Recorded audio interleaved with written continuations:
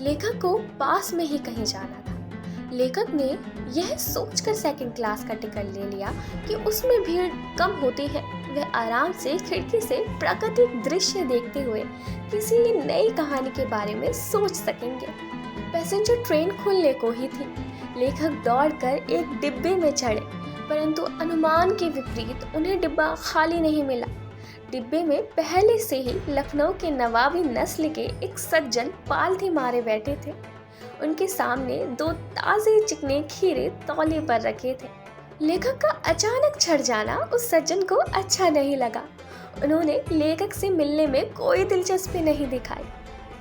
लेखक को लगा शायद नवाब ने सेकंड क्लास का टिकट इसलिए लिया होगा ताकि वे अकेले यात्रा कर सकें, परंतु अब उन्हें ये बिल्कुल अच्छा नहीं लग रहा था कि कोई सफेदपोश उन्हें मझले दर्जे में सफर करता देखे।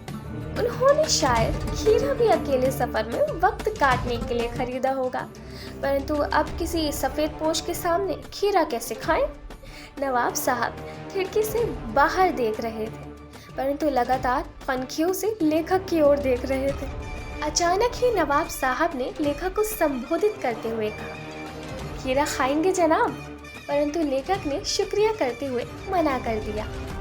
नवाब ने बहुत ढंग से खीरे को धोकर छिलके काटे, उसमें जीरा, नमक, मिर्च बुरक कर तौलिए पर सजाते हुए दोबारा लेखक से खाने को कहा, किंतु वे एक बार मना कर चुके थे। इसलिए आत्मसम्मान बनाए रखने के लिए दूसरी बार पेट खराब होने का बहाना बनाया। लेखक ने मन ही मन सोचा कि मियां रईस बनते हैं, लेकिन लोगों की नज़र से बच सकने के ख्याल में अपनी असलियत पर उतर आए। नवाब साहब खीरे की एक फांक को उठाकर होठों तक ले गए, उसको सूंघा। खीरे के स्वाद के आनंद में उनकी पलकें मूंद गईं।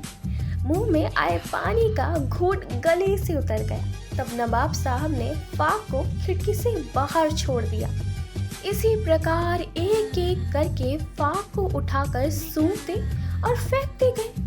सारे फाकों को फेंकने के बाद उन्होंने तौली से हाथ और होठों को पोंछा, फिर गर्व से लेखक की ओर देखा और इस नायाब इस्तेमाल से थककर लेट गए। लेखक ने सोचा कि खीरा इस्तेमाल करने से क्या पेट भर जाता है? तभी नवाब साहब ने डकार ले ली और बोले, खीरा होता लजीज है पर पेट पर बोझ डाल देता है। यह सुनकर लेखक ने सोचा कि जब खीरे की गंध से पेट भर जाने की डकार आ जाती है, तो बिना विचार, घटना और पात्रों की इच्छा मात्र से नई कहानी बन सकती है। ये पाठ लखनवी अंदाज एक स्वतंत्र रचना है।